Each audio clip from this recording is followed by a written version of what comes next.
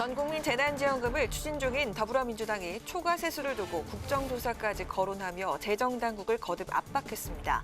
국민의힘은 초과 세수 활용 논의를 위한 회동을 제안했는데 야당은 당정 이견부터 정리하라는 입장입니다. 이재명 민주당 대선 후보는 오늘도 청년층과 간담회를 열고 2030 표심 공약 행보를 이어갔습니다. 윤석열 국민의힘 후보는 원희룡 전 제주지사, 나경원 전 의원 등 당 안팎 인사들을 만나며 선대위 구상에 집중했습니다.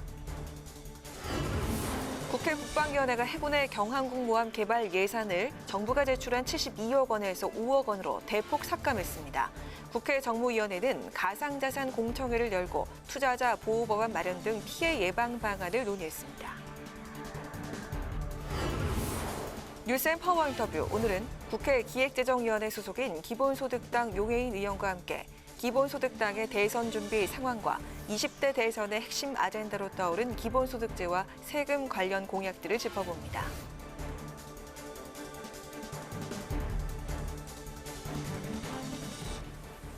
여러분 안녕하십니까? 11월 16일 의정 종합뉴스 뉴스엔 시작하겠습니다. 더불어민주당과 기획재정부가 올해 추가 세수 전망을 두고 기싸움을 벌이고 있습니다. 기재부는 10조 원대를 예상했는데 민주당은 19조 원을 전망하며 기재부를 강하게 질책했습니다. 더불어민주당은 추가 세수 활용 방안을 논의하기 위한 원내대표 회담을 국민의힘에 제안했는데요. 국민의힘은 민주당이 정부와 먼저 합의할 것을 요구했습니다. 보도에 임채원 기자입니다. 더불어민주당과 기획재정부가 올해 추가 세수를 두고 충돌했습니다.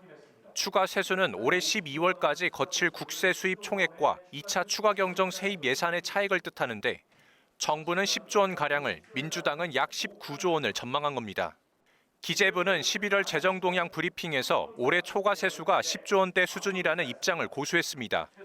윤호중 원내대표는 기재부의 추가 세수 추계 오류로 내년도 정책 결정에 큰 오판을 할 뻔했다며 홍남기 경제부총리의 사과와 반성을 촉구했습니다. 의도가 있었다면 국정조사라도 해야 할 사안이라며 질책도 했습니다. 지난 7월 추경 당시에 31.5조 원의 추가 세수를 국민께 돌려드렸는데 그 이후로도 약 19조 원의 추가 세수가 더 있다는 것이 확인됐습니다. 윤 원내대표는 추가 세수를 일상회복 방역지원금 등 3대 패키지 예산의 재원으로 활용하자며 국민의힘의 원내대표 회담을 제안했습니다. 국민의힘은 민주당이 정부와 먼저 합의할 것을 요구했습니다. 정부가 예산안 증액에 대해 동의하지 않는 상황에서 민주당이 요구하는 일상회복 방역지원금 등을 논의할 수 없다는 입장입니다.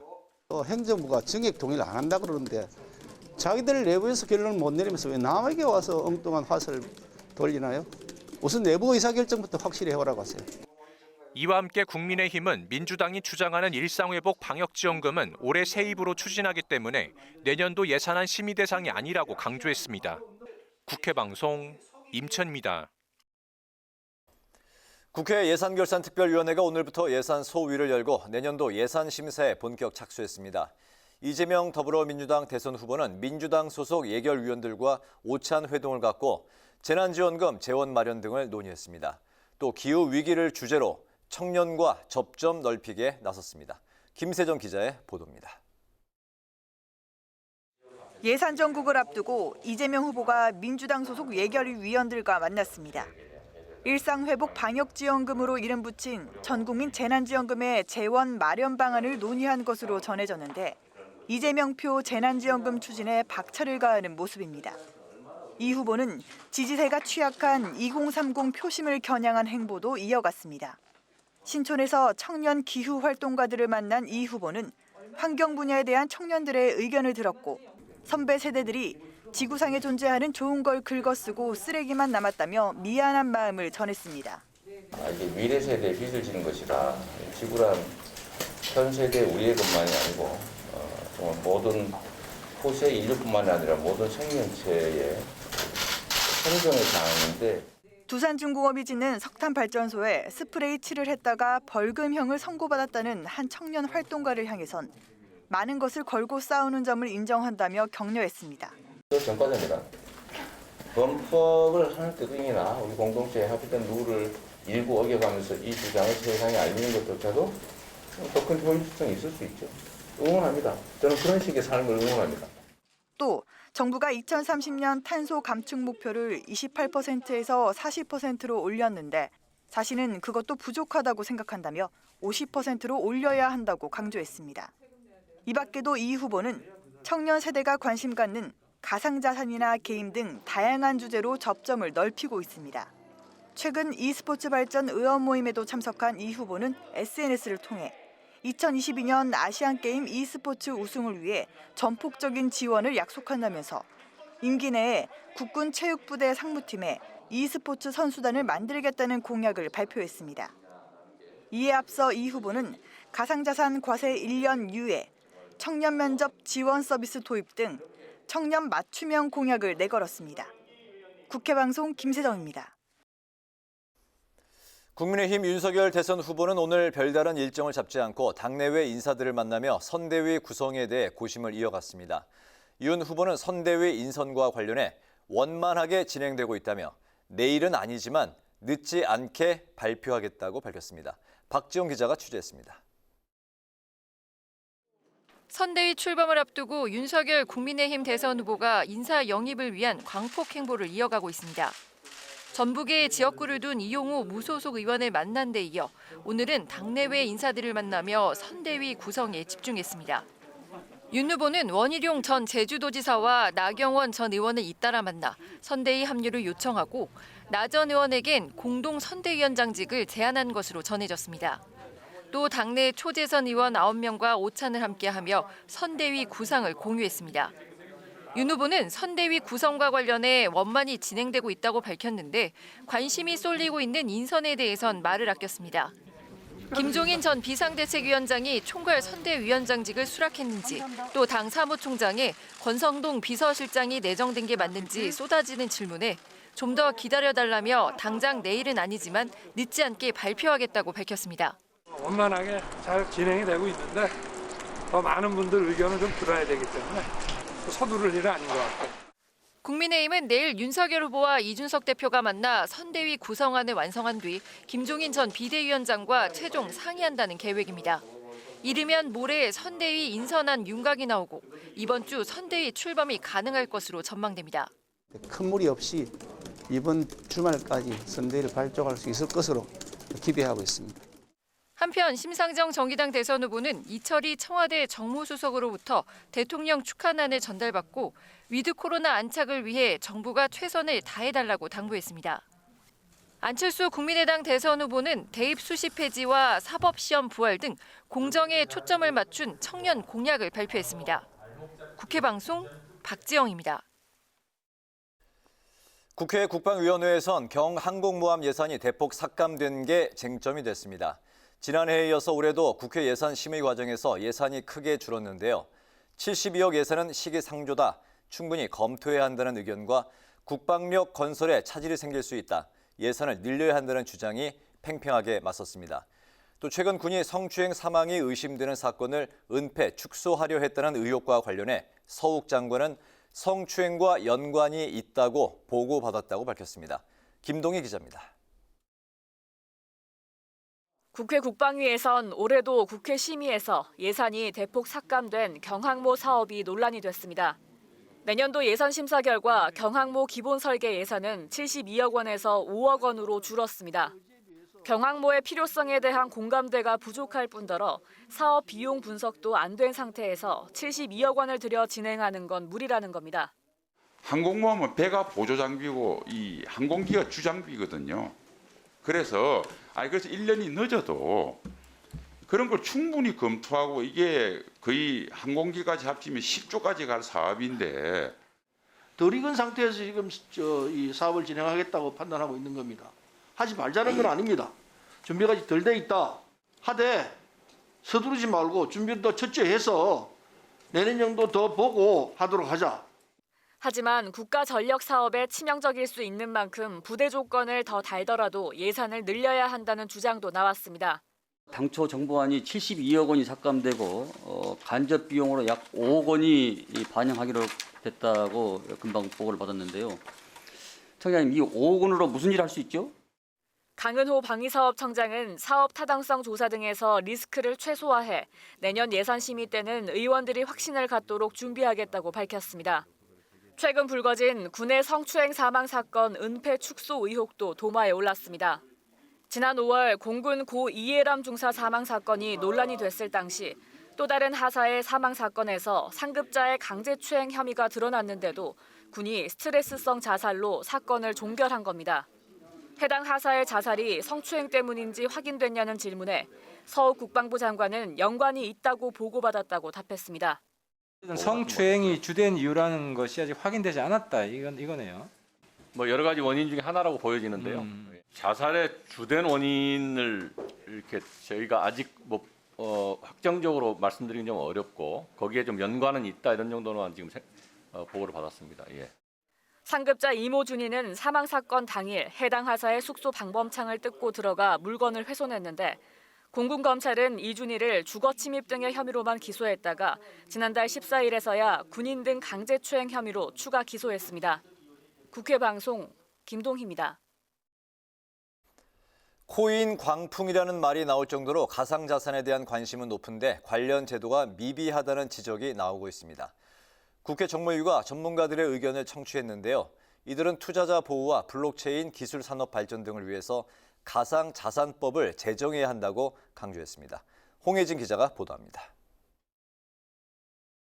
업비트, 빗썸 등 국내 4대 암호화폐 거래소의 일일 거래 규모는 약 10조 원으로 코스닥 시장 거래 규모를 육박합니다. 코인 광풍 속에 정부가 내년부터 가상자산으로 얻은 소득에 대해 세금을 부과하겠다고 밝히자 투자자들이 거세게 반발하고 있습니다. 투자자 보호 등 제도도 없는 상황에서 세금만 걷는 것은 부당하다는 겁니다. 이에 따라 가상자산을 제도권으로 수용해 투자자를 보호하고 블록체인 등 기술 기반 신산업을 육성하는 가상자산법 제정 필요성에 더욱 힘이 실리고 있습니다. 정무위가 전문가들의 의견을 청취했는데 대체로 필요성에 공감했습니다. 불공정 거래 행위가 없는 상황에서 또 충분한 투자 정보를 바탕으로 거래를 한다 그러면 자기 책임의 원칙 하에 그 투자 위험도 감수할 수 있다는 그러한 일반적인 인식이 있는 것이거든요. 의무 공시 제도의 도입, 불공정 거래 금지, 그리고 정부 감독의 실질적 집행력을 부여하는 가상 법안의 빠른 도입으로 투자자를 보호하고 다만 일부 전문가는 이미 시행 중인 특정금융거래정보보호법, 즉 특금법 효과를 지켜봐야 한다고 주장했습니다. 특금법은 가상자산 사업 신고를 통해 부실 사업자를 퇴출시켜 이용자 보호 효과가 있는 만큼 중복 규제가 될 수 있다는 겁니다. 이용자 보호법이 들어옴으로써 어떤 진입 규제에 대한 중복 규제나 기타 여러 가지 또 규제 내용이 들어가 있는 오콘법이 나왔을 때 이게 과연 조금 어떤 영향을 미칠 것인가를 우려를 할 수밖에 없거든요. 그래서 여야 의원들도 대체로 법안 필요성에 동의하는 가운데 속도 조절론을 주문하는 목소리도 나왔습니다. 업권법이 빨리 제정돼서 그거와 맞춰서 같이 가는 게 맞다고 생각합니다. 분초를 다퉈서 속도전으로 공청회를 개최하고 아주 짧은 제한된 시간에 처리해야 할 것이냐. 논란이 되고 있는 가상자산 과세 문제에 대해선 전문가와 여야 모두 투자자 보호 제도가 제대로 마련되지 않은 상황인 만큼 유예해야 한다는 데 공감대를 형성했습니다. 국회 방송 홍혜진입니다. 더불어민주당은 정치개혁 입법에 야당의 협력을 촉구했습니다. 윤호중 원내대표는 오늘 원내대책회의에서 위성정당 난립 방지를 위한 제도 개선과 국회의원 면책특권 제한, 국회의원 국민소환제 도입 등은 여야를 넘어 정치권이 공통으로 해결해야 할 사안이라며 이같이 밝혔습니다. 윤 원내대표는 또 선거 관련 사안들은 야당과 적극적으로 소통해 해법을 모색하고 법 개정이 필요한 사안은 신속하게 입법에 나서겠다고 말했습니다. 국민의힘은 문재인 정권은 청년 포기 정권이라고 해도 과언이 아니라고 비판했습니다. 김기현 원내대표는 원내대책회의에서 올해 상반기 30세 미만 청년들의 체감 경제 고통 지수는 전 연령대 가운데 가장 높게 나타났고 20대 이하 체감 취업률도 25.4%밖에 안 된다며 이같이 밝혔습니다. 또 꼰대, 수구, 정당 출신의 586 세대 인물들이 온갖 권력과 지위를 독점하면서 권력의 주변인만 특권과 반칙을 누리는 세상을 만들었다고 주장했습니다. 이철희 청와대 정무수석이 국민의힘 일각에서 제기한 문재인 대통령의 탈당 요구를 일축했습니다. 이 수석은 오늘 라디오 인터뷰에서 과거 대통령들이 임기 말에 탈당을 한 것은 잘못된 관행이라며 책임 정치를 위해서라도 대통령은 당적을 가져야 한다고 밝혔습니다. 또 선거 중립을 위해 당적을 가진 국무총리, 장관을 교체하라는 요구에 대해선 대통령도 권력을 사유화하며 쫓겨나는데 장관들이 법에 금지된 선거 개입 행위를 하는 일은 있을 수 없다고 말했습니다. 박병석 국회의장은 한국을 방문 중인 세드리고 프랑스 디지털 담당 국무장관을 접견하고 양국 간 협력 관계 증진 방안에 대해서 논의했습니다. 박 의장은 한국과 프랑스는 반도체와 전기 자동차 등 첨단 신산업 분야에서 협력할 분야가 많다고 밝혔고 오 장관도 반도체, 사이버 안전 등에서 협력을 강화해야 한다고 말했습니다. 세드리고 장관은 한국계 프랑스인으로 오 장관의 아버지는 오영석 전 카이스트 교수이며 어머니는 프랑스인입니다.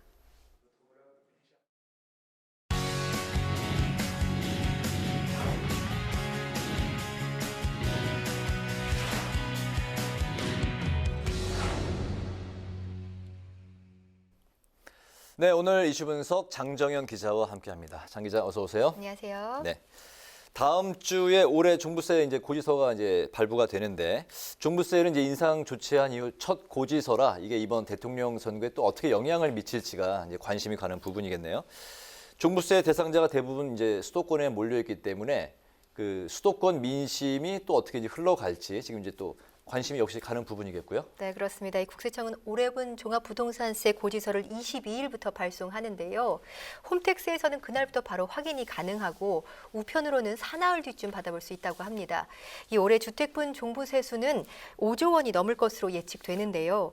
지난해보다 4배 가까이 급증한 수치인데다 납세자 수도 올해 76만 명으로 지난해보다 10만 명이 늘었습니다.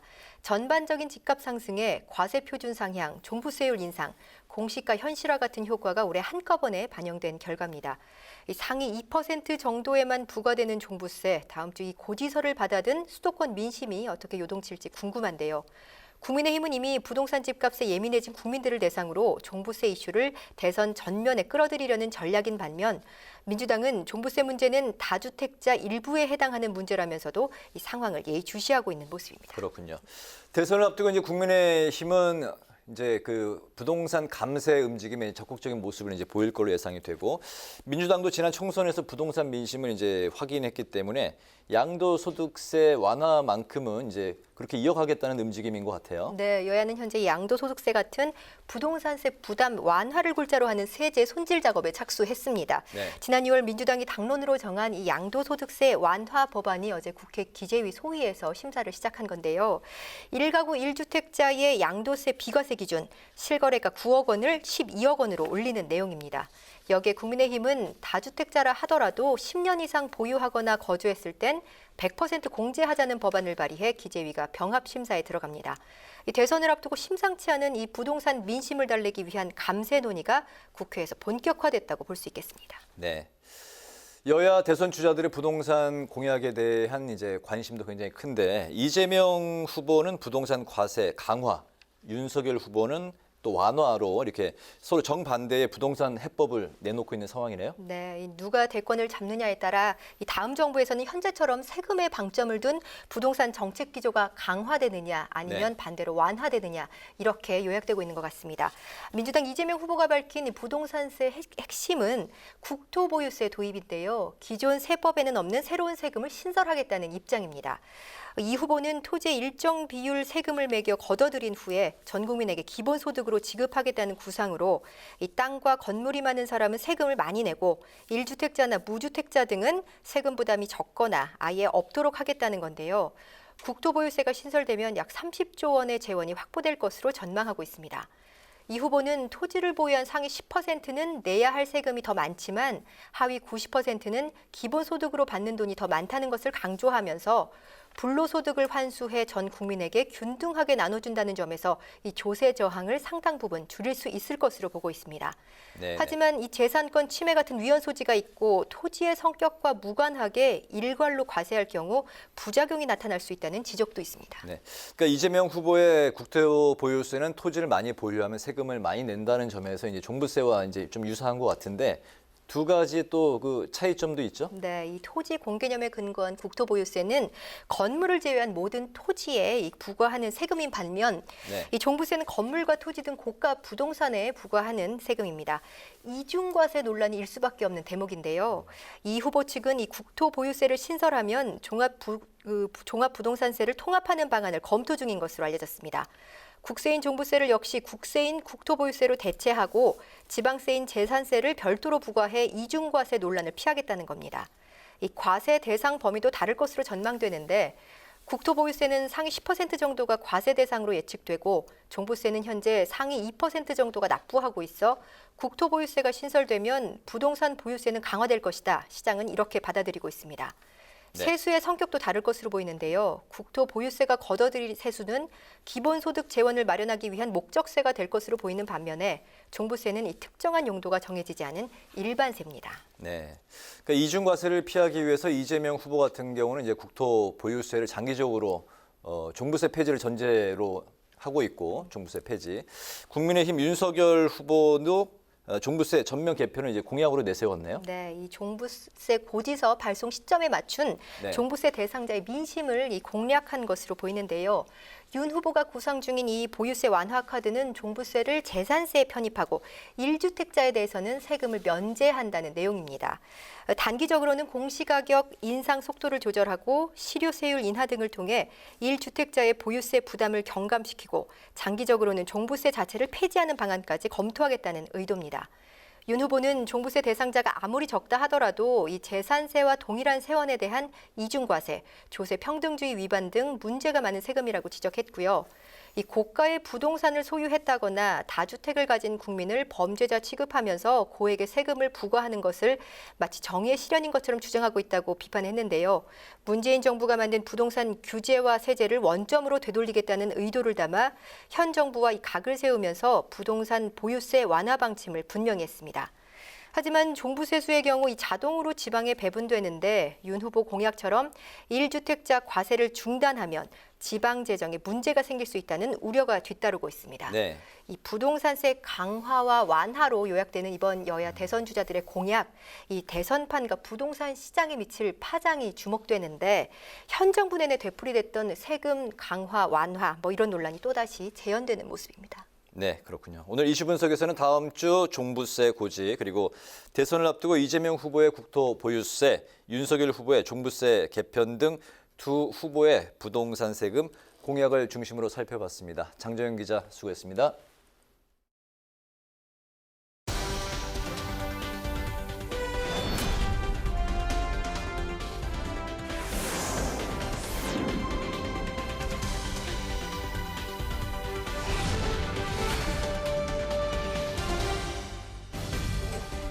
강한하게 정치톡 시간입니다. 11월 16일 시선을 집중시킨 정치 뉴스 만나보시죠. 오늘의 첫 번째 정치톡은 올블랙 외출 사진입니다. 어제 오늘 누리꾼들의 집중 주목을 받으며 많은 이들의 시선을 끈 사진이 한장했죠. 민주당 이재명 대선 후보의 부인 김혜경 씨가 낙상 사고 후 첫 외출하는 장면을 포착했다며 어제 오후 한 언론사가 공개를 한 사진입니다. 관련 기사에서는 누군지 전혀 알아볼 수 없게 검정 모자에 검은 선글라스, 또 검정 마스크에 검정 망토까지 착용한 인물을 김혜경 씨라고 지칭을 하면서 특별히 거동이 불편하거나 어려워 보이는 모습은 아니었다고 덧붙였습니다. 사진 공개 후 SNS상에서는 영화 스타워즈 속의 다스베이더를 연상케 한다며 갑론을박이 이어졌습니다. 그런데 민주당 선대위의 배우자 실장인 이해식 의원은 오늘 해당 인물이 김혜경 씨가 아니라며 반박에 나섰는데요. 직접 들어보시죠. 예, 그 사진은 명백하게 후보 배우자가 아닙니다. 수행원 중에 한 사람이고요. 그래서 저희가 그 사실을 정확하게 고지를 하고 그 해당 언론사에 삭제 요청을 어제 밤부터 꾸준히 지금 하고 있는데 응하지를 않고 있습니다. 저희 굉장히 답답한 심정입니다. 사진 속 인물은 후보 배우자가 아니라 수행원이며 해당 사진 찍힌 시간대 부인 김혜경 씨는 다른 곳에 있었다는 게 이 의원의 설명입니다. 민주당의 다른 선대위 관계자도 과잉 취재가 예상돼 수행원을 다 가려서 내보낸 것이라며 과거에도 특정 언론사가 후보 부인을 2박 3일 동안 미행 취재한 사례가 있어 김혜경 씨뿐 아니라 수행원들도 불안 증세를 호소하고 있다고 밝혔습니다. 결국 해당 사진을 공개한 언론사 측은 조금 전 오보를 인정하고 사진을 삭제했습니다. 하지만 당시 밀착 취재 과정에서 김혜경 씨 측의 신고로 경찰이 출동하는 사태가 벌어지기도 한 것으로 알려졌는데요. 관할지구대는 취재진의 행동이 스토킹 처벌법상 정당한 행위로 보기 어렵다며 경고 조치를 했다고 하죠. 낙상 사고 이후 온갖 구설과 잡음이 끊이지 않고 있는 이재명 후보 부인 김혜경 씨. 단순 해프닝으로 끝난 이번 올블랙 외출 사진 논란처럼 다른 의혹들도 잘 헤쳐나갈 수 있을까요? 이어서 오늘의 두 번째 정치톡은 당무 우선권이 먹일래입니다. 대선 레이스가 본격화했지만 국민의힘에선 아직까지 자리 싸움이 계속되고 있습니다. 선대위 구성에 이어 이번엔 사무총장 교체를 놓고 윤 후보와 이준석 대표가 신경전을 벌이는 모양새인데요. 윤 후보가 당 의사결정의 최종 권한은 본인에게 있다는 점을 강조했다는 얘기가 나오자 이 대표는 그건 주변 하이에나들의 말일 뿐이다라며 일축했습니다. 정가에선 당무 우선권을 둘러싼 두 사람의 힘겨루기라는 분석입니다. 당무 우선권은 대선 후보가 선출되면 후보에게 당무 전반에 관한 의사결정권을 넘기는 권한을 말하는 것으로 대선 후보에게 주어지는 일종의 비상대권이죠. 양측의 신경전 속에 김재원 최고위원은 오늘 윤 후보에게 힘을 실었습니다. 당무 우선권은 당헌에 정해져 있고 당헌상의 당무 우선권은 그동안 수차례 발동을 해왔었고요. 그에 대해서 이준석 대표가 어떤 뜻으로 그런 이야기를 한 것인지는 몰라도 지금까지는 이 당무 우선권을 두고 당에서 논란을 벌여본 적이 없어요. 너무나 당연한 것이었기 때문에 기본적으로 이 모든 권한은 대통령 후보에 있어요. 김 최고위원의 말처럼 당무 우선권은 국민의힘 당원 74조에 이렇게 규정이 되어 있습니다. 대통령 후보자는 선출된 날로부터 대통령 선거일까지 선거 업무의 효율적 추진을 위해 필요한 범위 내에서 당무 전반에 관한 모든 권한을 우선에 가진다는 내용입니다. 그런데 여기서 필요한 범위 내에서라는 이 표현이 다소 모호해 윤 후보와 이 대표가 각기 다른 해석을 하고 있다는 분석입니다. 특히 이 대표는 얼마 전 언론과의 인터뷰를 통해 당무 우선권이라는 걸 쓸 정도 되면 당대표랑 대선 후보가 치고받는 것이라고 언급하기도 했는데요. 당무 우선권을 통해 사무총장 교체 등 비상대권을 행사하겠다는 윤 후보와 당내 영향력을 놓지 않으려는 이준석 대표. 과연 양측의 신경전이 순탄하게 해소될 수 있을지 향후 선대위 구성과 사무총장 인선 과정을 지켜봐야겠습니다. 지금까지 강아랑의 정치톡이었습니다.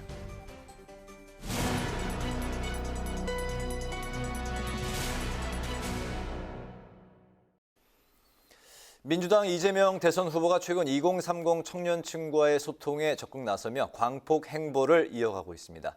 오늘은 더불어민주당의 이재명 선대위 권지웅 부대변인을 화상으로 연결해서 관련 내용과 앞으로 계획에 대해 얘기 나눠보도록 하겠습니다. 부대변인님 나와 계시죠? 네, 안녕하세요. 반갑습니다. 안녕하세요. 네, 저희 뉴스엔 고정 패널로 옆자리에서 뵙다가 이렇게 또 화상으로 연결해서 뵈니까 반갑습니다. 그러게요. 요즘 신혼집에서 연결해 주신 건가요? 집에 네? 배경 보니까 집에 네, 계신 것 맞아요. 같아요. 네, 반갑습니다. 그 질문 드릴게요. 네. 이재명 후보가 요즘에 보면은 청년 민심에 각별히 이제 공을 들이고 있는 모습인데 오늘은 또 청년 기후 활동가들을 만나서 이제 간담회를 여는 모습을 또 보였습니다. 우리 그 부 대변인님께서도 청년 일정에 지금 동행하고 계신 걸로 알고 있는데 현장에서 만난 청년들의 반응 그리고 앞으로의 계획도 함께 들어볼까요? 보통 청년분들과 간담회를 하고 나면 30분에서 1시간 정도 이렇게 만나고 나면 이재명 지사가 되게 실질적으로 그 일을 해내게 하기 위해서 필요한 것과 그리고 그 일이 진행되겠는데 그래도 좀 어려움을 겪는 한계라든지 이런 걸 잘 알고 있다 이런 평을 많이 해주세요. 그렇게 있고 근데 이제 이 캠프라고 하는 것이 그 시민들의 이야기 전체를 후보가 직접 다 듣기에는 좀 한계가 있습니다. 그래서 저희는 한 300여 명의 청년 리스너들과 함께 시민들의 이야기를 들으러 가는 프로젝트를 기획하고 있어요. 그래서 그것이 이제 내일 정도에 공식적으로 발족할 것 같은데, 그런 방식으로 시민들의 이야기를 동료 시민인 청년들이 직접 들어서 정책이나 메시지에 반영하는 조치를 해보려고 하고 있습니다. 네. 그런데 당내에선 선대위 쇄신론이 나오고 있는데요. 어제 민주당 초선 의원들은 외부인들을 영입해야 한다면서 기자회견을 열기도 했죠. 인재 영입 문제는 선대위 내에서 어떻게 논의가 되고 있습니까? 그러니까 뭐 지금까지는 원팀을 만드는 게 저희의 과제였습니다. 경선이 아주 치열했기 때문에 그 민주당 내에 있는 구성원들을 하나로 모으는 게 과제였다면, 앞으로는 사실은 그간 이제 정치나 언론이 들어오지 못했던 시민들로 어떻게 다가갈 것인가가 저희의 과제인 것 같아요. 그래서 이제 저희가 직접 만나러 가는 것도 있지만, 이 캠프 내 구성원으로 모셔서 그 이야기를 놓치지 않고 다음 정부를 만드는 게 이제 과제여서 그렇게 하려고 하는 것이고요. 그러려고 하면 기존의 질서를 좀 깨는 조치가 필요한 것 같습니다. 그래서 외부 인재를 영입해야 된다는 말이 그런 말이지 않을까 싶습니다. 네네. 이재명 후보 배우자인 김혜경 씨가 낙상 사고를 당한 이후에 여러 잡음이 계속되고 있는데요. 당 선관위도 낙상 사고 관련해서 가짜 뉴스 제보를 이제 계속 받고 있는 걸로 이제 알려졌는데, 이런 그 가짜 뉴스에 대해서 그 선대위 차원의 대응은 어떤 건지 들어볼까요? 네, 특히나 이번 가짜뉴스 같은 경우는 사실은 가족이 다친 건을 두고, 그러니까 심지어 이제 이재명 후보와 그 김혜경 씨의 통화, 그 명신 캠프라고 하는 곳에서 통화했던 내용들을 보면, 아내가 잠깐 의식을 잃은 채로 의식을 잃었어서 그때 이재명 후보가 엄청 놀래서 눈물까지 흘리고 있었다는 게 김혜경 씨의 이야기거든요. 그러니까 사실 가족이 다쳐서 아주 놀랄 일이고, 그리고 다행히 이제 크게 다치지 않아서 다행인 이 일을 두고 누군가가 누군가를 때렸다는 식의 가짜 뉴스가 도는 건 저는 아주 부적절하다고 생각합니다. 특히나 이런 건을 두고. 그래서 엄정하게 대응하려고 하고 있고요. 그리고 그런 논란을 좀 줄이기 위해 캠프 내부에서도 노력하고 있잖아요. 그러니까 심지어 119 전화 녹취를 공개한다던가 아니면 응급차 내부 사진까지 공개한 상황이라, 이런 일들은 좀 앞으로 없었으면 좋겠습니다. 네. 네, 오늘 말씀 잘 들었고요. 여기까지 듣겠습니다. 고맙습니다. 네, 고맙습니다. 네, 지금까지 권지웅 더불어민주당 선대위 부대변인과 이야기 나눠봤습니다.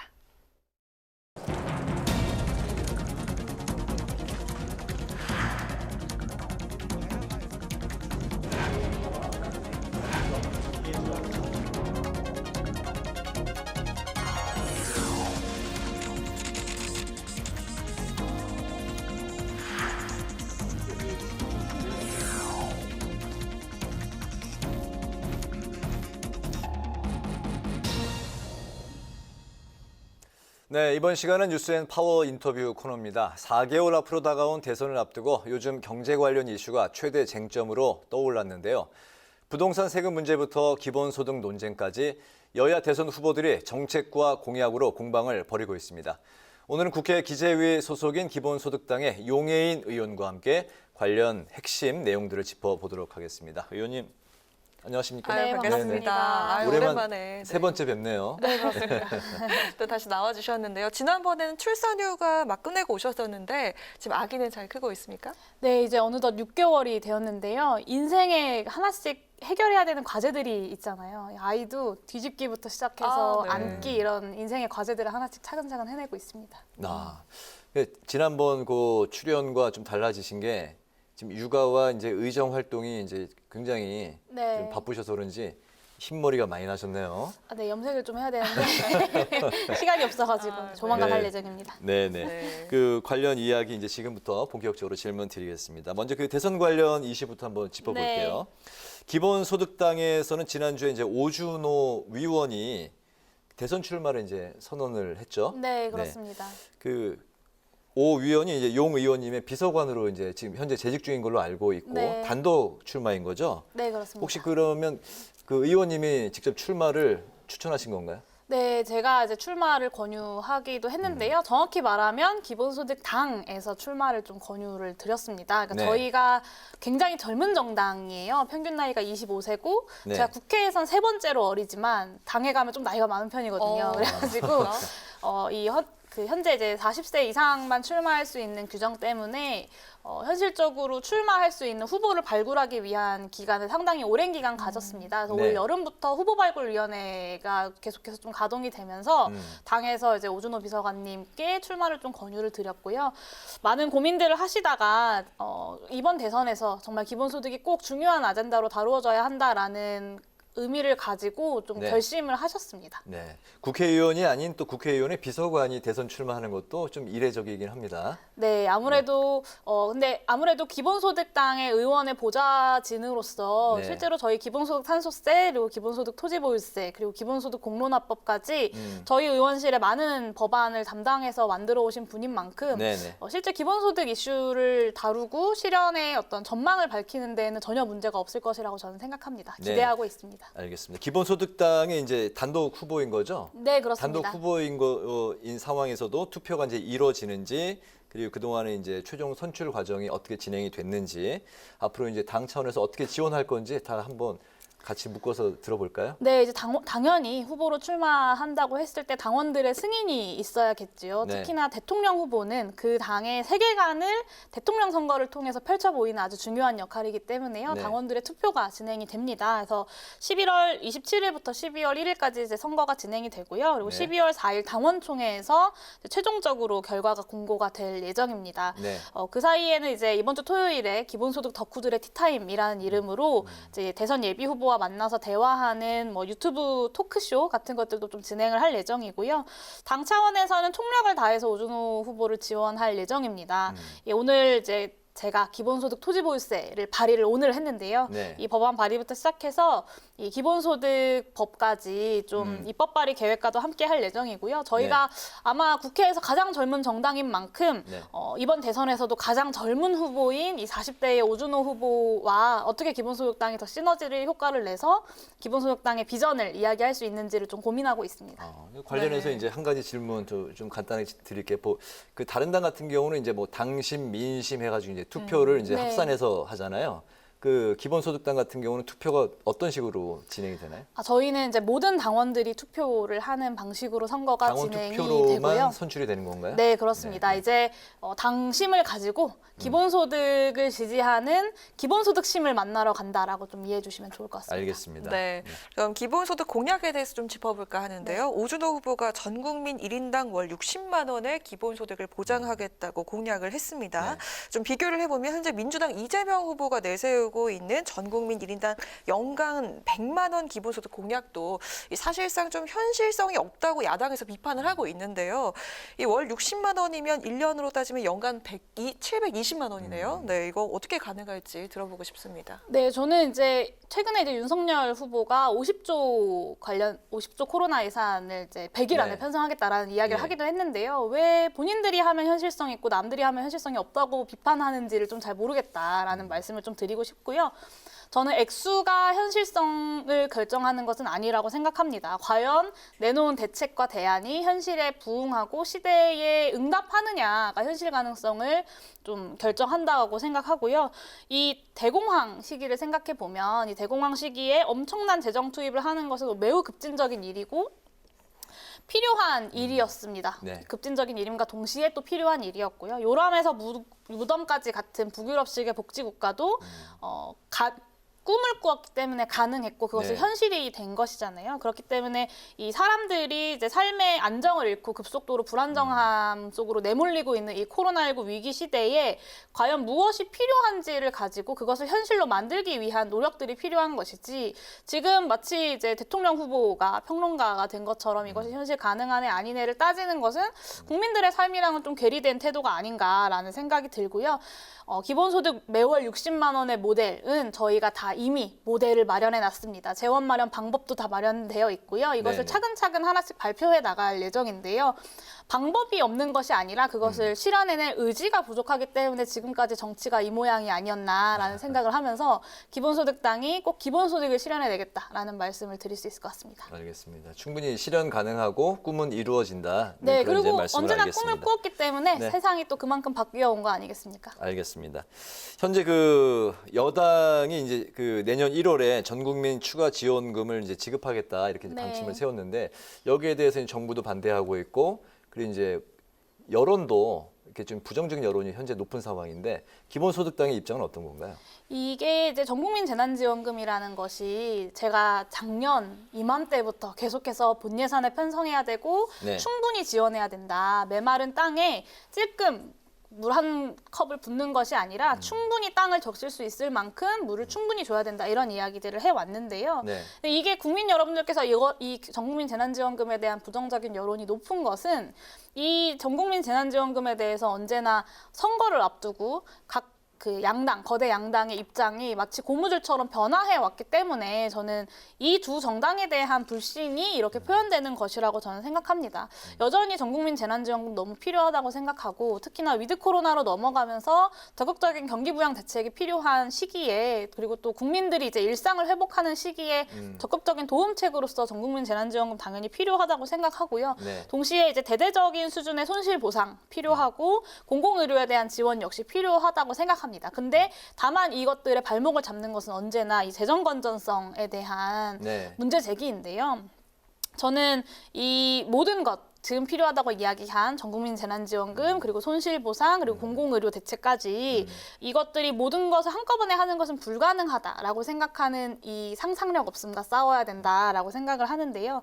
차원이 다른 위기에는 차원이 다른 대응을 해야 된다고 생각하고 재정이 화수분이 아닌 것은 맞지만 뭐 지금 정부의 태도는 마치 이제 연봉 5천만 원인 사람이 500만 원이 필요한데 100만 원을 못 쓰겠다라고 이야기하고 있는 것과 저는 비슷하다고 생각하거든요. 국민들이 물론 반대하신다면 어쩔 수 없겠지만 저는 끝까지 설득할 것이고 이번 예산국회에서도 본 예산에 100조 규모의 그 코로나 대책 예산을 편성할 수 있도록 좀 주장을 계속해서 할 생각입니다. 네네. 네, 이제 다음 주에 국세청에 올해분 종부세 고지서가 발송이 됩니다. 지난해 7월에 인상을 했던 종부세율이 올해 처음으로 반영이 되게 되는 건데요.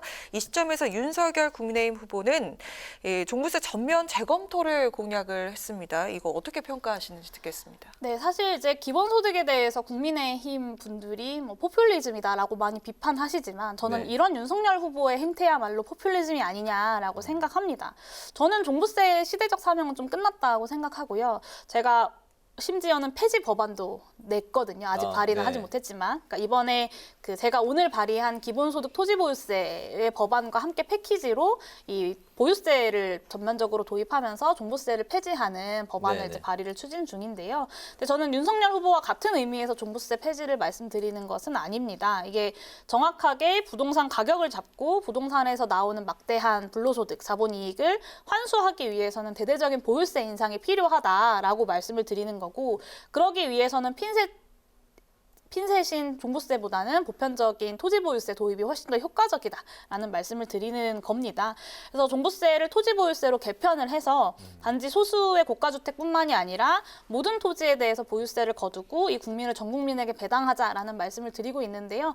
윤석열 후보는 사실 지금 있는 사실은 유명무실한 제대로 효과가 발휘되지 않고 시대적 사명이 끝났다라고 하는 이 종부세마저도 무력화시키는 이야기를 하고 있어서 결국에는 그냥 주택을 가진 사람들, 특히 종부세를 낼 법한 전 국민 2% 정도 되는 상위의 자산가들의 세금을 깎아주는 것, 네. 그를 통해서 표를 얻으려고 하는 것 이외에 좀 다른 정책적 의미를 발견하거나 아니면 부동산 문제에 대한 집값을 잡겠다, 문제를 해결하겠다라는 의지를 발견하기는 좀 어려운 것 같습니다. 이재명 후보의 국토 보유세하고도 그럼 약간 그 맥을 같이 하는 건가요? 네, 비슷합니다. 그런데 이제 민주당에서 이야기하고 있는, 그러니까 이재명 후보가 이야기하고 있는 국토 보유세가 아직 민주당 차원에서 구체적인 모델로 제시된 바가 없기 때문에 네. 저는 제가 이번에 법안을 발의한 만큼 뭐 대선 이후까지 기다릴 이유가 있겠습니까? 부동산 문제가 그대로 정말로 심각하다라는 것에 동의한다면 네. 제가 이번에 낸 법안을 가지고 어떤 토지보유세, 어떤 국토보유세가 가능하고 얼마부터 시작할 수 있는지 등을 가지고 적극적으로 민주당이 논의에 좀 나서줬으면 좋겠습니다. 그래야 네. 국민 여러분들께서 이 이재명 후보와 민주당이 이야기하는 토지보유세, 국토보유세가 선거 앞두고 하는 거짓말이 아니다라는 것을 좀 느낄 수 있지 않을까 싶기도 하고요. 알겠습니다. 지금 이재명 후보와 윤석열 후보가 이제 한 목소리를 내는 부분이 있습니다. 아시겠지만 가상자산 과세 유예 부분인데 네. 이게 이제 뭐 그 중심은 2030 표심을 잡기 위한 이런 한 목소리일 텐데 이 부분에 대해서 의원님은 비판적인 입장을 내셨어요. 네, 아마 이제 제가 지금 기획재정위원회의 조세소위에 소속되어서 내년도 세법 개정안을 심사를 하고 있는데요. 조만간 국회 조세소위에서 좀 논의가 될 것 같습니다. 근데 명분이 없습니다.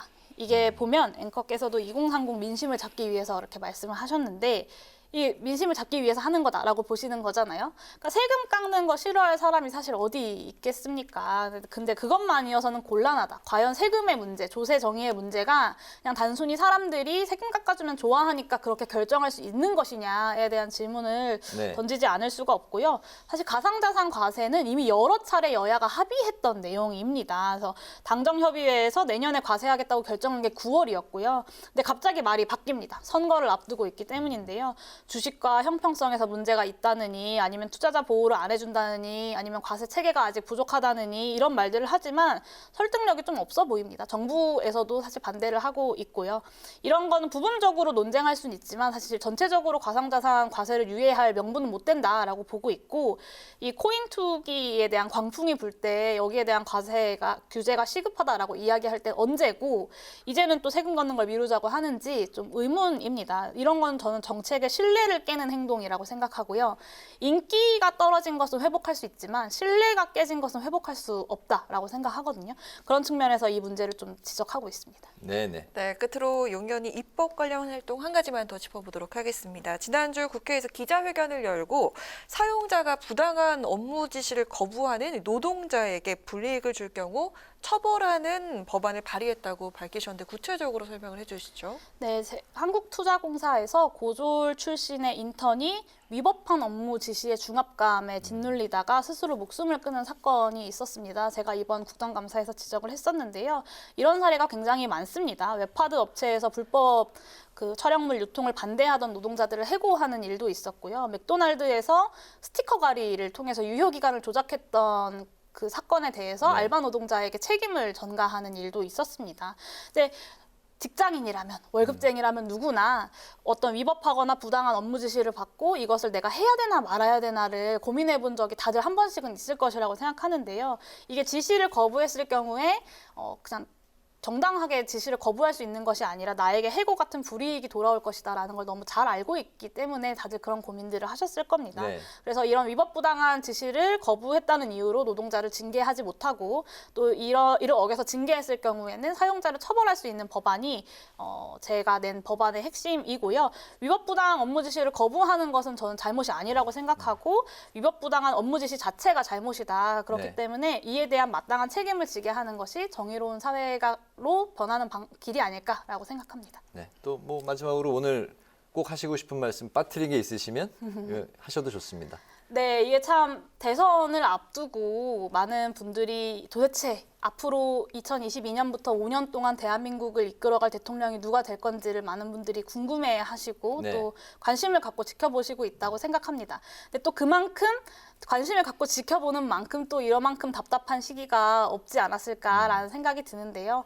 정책도 실종되고 대안도 실종되고 오로지 후보에 대한 비호감도를 가지고 경쟁하고 있는 지금 상황에서 기본소득당이 지금 2021년에 대한민국의 비전으로서 매월 전 국민 60만 원의 기본소득을 가지고 출마를 했습니다. 저는 이번 대선에서 기본소득이 우리 사회의 대안으로서 충분히 논의되어야 하는 아주 중요한 시기라고 생각하고요. 네. 기본소득당은 이번 대선에서 그런 역할을 충분히 다 해내겠습니다.